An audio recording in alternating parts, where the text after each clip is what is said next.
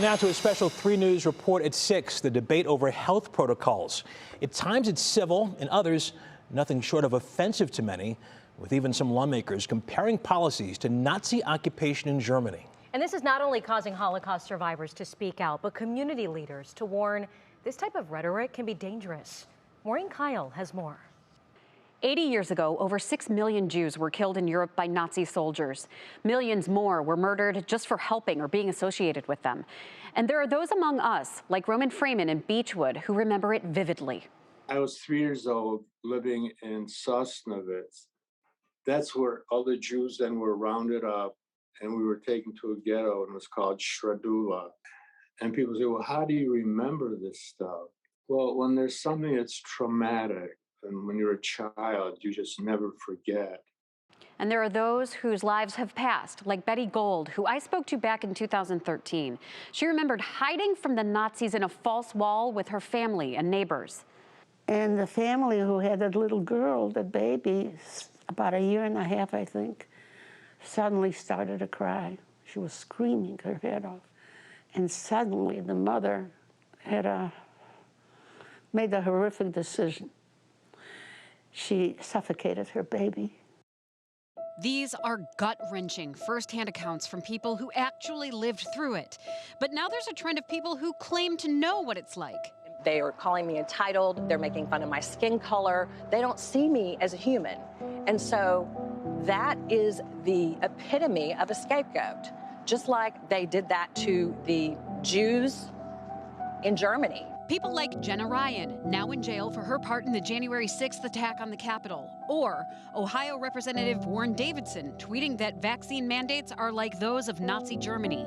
After backlash, Davidson issued a statement apologizing. But James Pash, regional director of the Anti-Defamation League, says this is a disturbing trend. 70 years ago, the Nazis killed over 6 million Jews and millions of others. And to diminish their memories and their legacies by comparing it to health protocols that are put in place to keep our communities safer is just not legitimate.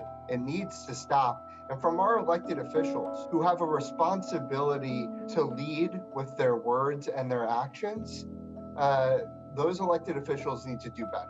And when it comes to people claiming they are being treated like the Jews in Nazi Germany, survivors like Roman Frayman feel the need to speak out. There's just no comparison between the Holocaust, wearing a mask, and wearing a Jewish star when you're 6 years old. It was some form of identity, but this has nothing to do with identity. This has to do with health.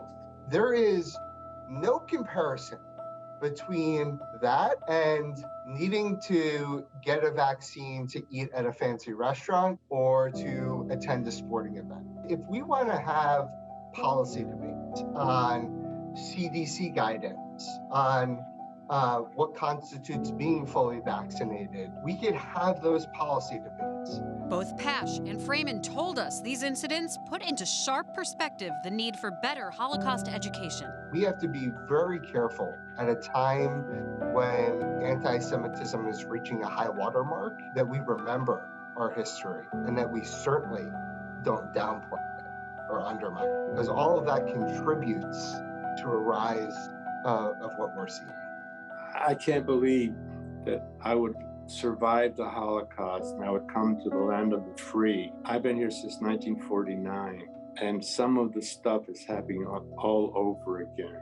The anti-Semitism, the bigotry. If you don't remember the past, you are doomed to relive it. Last year, the ADL recorded a 60% increase in anti-Semitic incidents in Ohio, the highest on record since they began tracking. They are also currently monitoring more than 100 elected officials or those running for office with extremist views. Maureen Kyle, 3 News. And to learn more about this subject, we have a link on our website, WKYC.com, to the Anti-Defamation League of Cleveland's information portal, which explains its stance on this issue more in depth.